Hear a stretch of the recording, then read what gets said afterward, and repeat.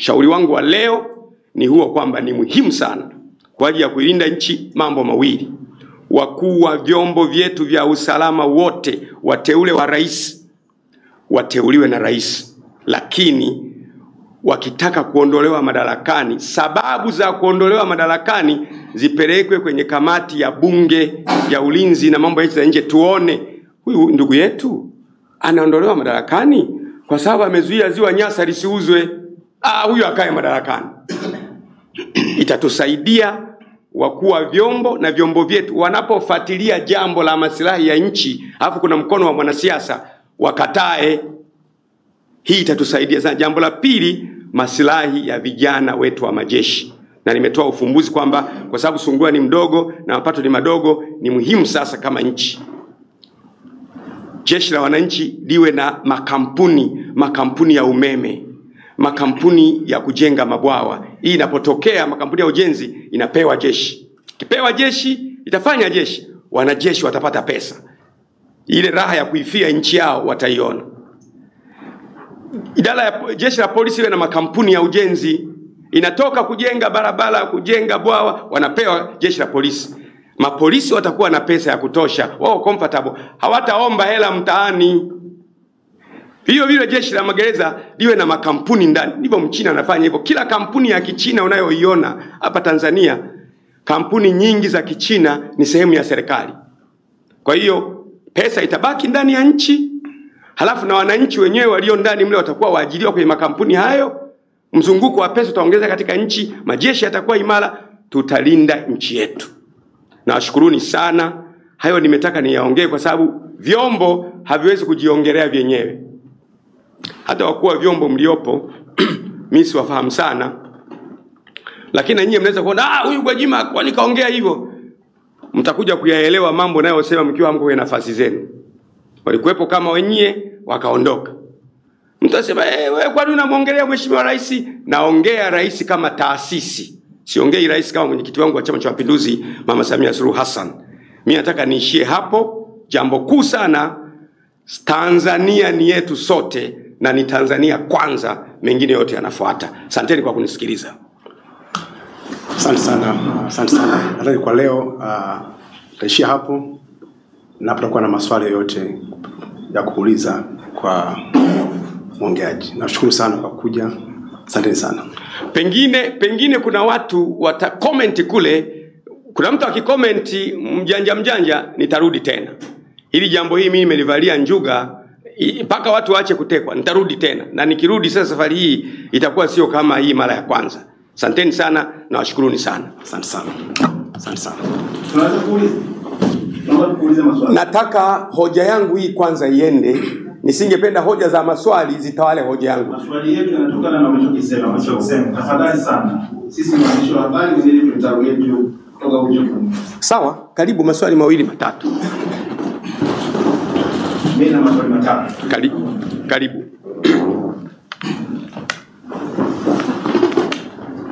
Umewatetea sana hapa vyombo vya usalama wa nchi, maana ya usalama, jeshi. Swali langu mimi, wakati yule Mkenya Boniface Mwangi anaondolewa pale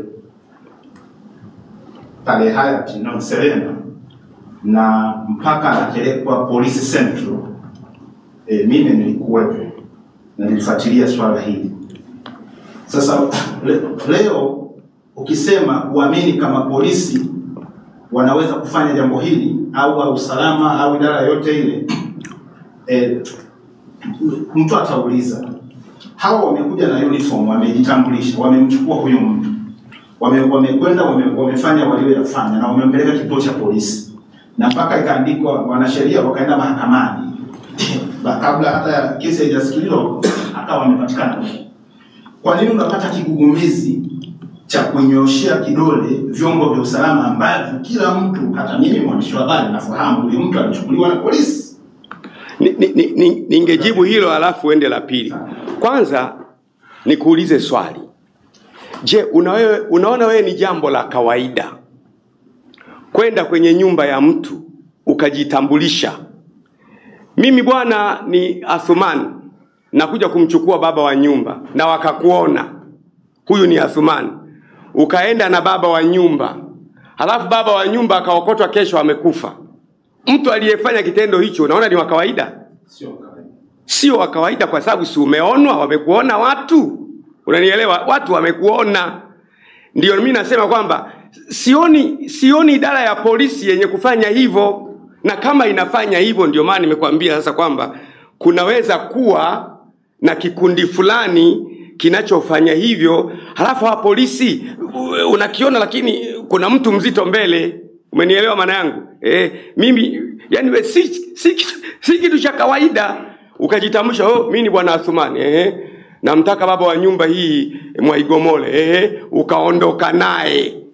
Halafu kesho Mwaigomole pengine kesho Mwaigomole amekufa, wewe si uliondoka naye wewe? Watu watasema aliyeondoka naye ni huyu hapa, ndiye aliyemuua. Unanielewa? Lakini mimi natafuta solution. Maongezi haya yangu mimi ni kutafuta solution. Je, ikiwa nalosema neno ikiwa kweli hawa ni watu wa vyombo, ikiwa kuna kigugumizi gani cha kumchukua huyu mtu aliyefanya hivyo, ikiwa ndio maana nimetoa ushauri kwamba wakuu wa vyombo wasiwe wanaondolewa na aliyewateua ambaye ana maslahi ya kisiasa, ili mkuu wa vyombo huyu awe na uwezo wa kusema hapana. Umenielewa? Swali la pili hilo, umenielewa? Lingine umezungumza mchakato wa kuondoa hawa watu usiishie kwa mamlaka uteuzi iende bungeni. Ndio. Askofu, wewe unafahamu bunge kwa muundo wake tu, kwa bunge letu la Tanzania ni extension ya executive. Ndio. Na unafahamu kabisa namna gani bunge linalopatikana, na bunge liko submissive kwa executive. Katika mazingira haya, hata kama bunge litapewa hiyo mandate, unaamini bunge linaweza kabisa kumgomea rais katika mazingira ya bunge tulilonalo, au tunahitaji pia hata hilo bunge litengenezewe uhuru wake wa kuamua mambo? Mimi niwe mkweli, mimi ni mbunge, na kwenye ubunge wangu nimekuwa mbunge asiyejadili kwenye mambo yanayohusu maslahi ya nchi. Kuna baadhi ya hoja bunge huwa linakataa kabisa. Mimi mwenyewe nimekuwa mbunge kwenye kamati ya biashara viwanda, kuna baadhi ya mambo tumekataa. Kuna baadhi ya mambo yanapita kama unaposema, lakini wabunge ukifika wakati hoja imekuja yenye maslahi ya nchi, hata kama sio wote, kuna baadhi ya wabunge watakao hoji na kusema huyu mkuu wa idara ya usalama wa taifa na msaidizi wake na msaidizi wake na msaidizi wake, sababu hii anayotolewa amelinda nchi. Tutakuwa na kitu fulani kabla hatujapata kitu kikubwa cha kusaidia nchi na maono ya nchi. Naam. Hapa press conference yako umejaribu kuvitetea vyombo vya ulinzi, lakini ni kama unarusha mpira, unarusha lawama kwa wateuzi wa hivi vyombo vya ulinzi. Mtu anayeteua hivi vyombo vya ulinzi kwa katiba yetu ni rais na mamlaka ya kuondoa na kuteua na kuondoa. Na umezungumzia wanufaika wa haya mambo ni wanasiasa. If that is the case, hapa itatafsiriwa kwamba Askofu Gwajima anakuja kumnyoshea kidole rais kwa sababu ndo mwanasiasa na ndio mteuzi wa hawa watu, kwamba yeye ni mnufaika wa haya mambo yanayoendelea. Wewe taasisi ya urais unaifahamu nchi hii na ilivyo na nguvu kikatiba, achana na naniki kiutamaduni. Umejiandaa? Maandalizi yaliyopo ni rahisi kabisa kwamba mamlaka za nchi zinatokea kwa wananchi. Katiba yetu inasema mamlaka zinatokea kwa kina nani? Wananchi ndio kisima cha mamlaka. Na normally mimi ninapoongea rais naongea taasisi ya rais, ambayo ni kweli kwamba taasisi ya rais ndio inawachagua hawa, taasisi ya rais ndio inaondoa hawa. Na unaweza kuniuliza kwa mfano hivi, hebu nisikilize vizuri, unaweza kuniuliza kwa mfano hivi, mbona jambo hili hukulisema wakati wa Nyerere hawa watu walikuwa wanateuliwa na wanatolewa na rais? Wakati wa Mwinyi walikuwa wanateuliwa, wanatolewa na rais. Wakati wa Mkapa pia, wakati wa JK pia, wakati wa Magufuli pia. Mbona hukusema wakati ule? Nikwambie jambo moja. Wazee wetu walikuwa na maadili kuliko kizazi tunachokwenda. mzee Nyerere, kina mzee Mwinyi, kina mzee Mkapa, kina mzee Jakaya, kina Magufuli na mama Samia, bila shaka walikuwa na maadili kuliko tunakokwenda. Kuna siku tutapata rais ondoa bandika, ondoa bandika, ondoa bandika. Kwa hiyo lazima sasa hivi tuione danger. Mtu yoyote mwenye akili timamu, Biblia inasema wenye akili huiona hatari wakajificha, wajinga wakaendelea wakaangamizwa. Kwa hiyo naposema ni taasisi ya rais, na maanisha kwamba ni muhimu sana, na nasema tena ni muhimu sana kwamba taasisi ya rais yenye uwezo wa kuchagua na kufaya hawa viongozi wa dola iendelee kuchagua. Inapotaka kuwafukuza mtu mwingine aangalie sababu za kufukuzwa hawa watu, ili miaka ijayo anaweza kutokea rais ambaye hana busara kama rais tulionao, tukapoteza nchi. Nafikiri nimemaliza maswali yako. Nakushukuru sana. Sawa, moja na mimi kwa upendeleo. Karibu. Kwa nafasi yako ya ubunge askofu, labda watu waweza kutafsiri na kipindi hichi ambacho tunaelekea cha uchaguzi.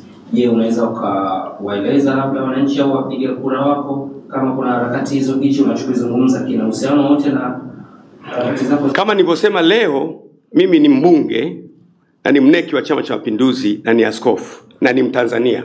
Leo nazungumza kama Mtanzania. Tanzania kwanza, na sisi sote Tanzania ni yetu. Kwa hiyo na nitasema tena na tena na tena. Najua watu watazungumza, mtu atakazungumza nitarudi tena. Asante sana, washukuruni sana.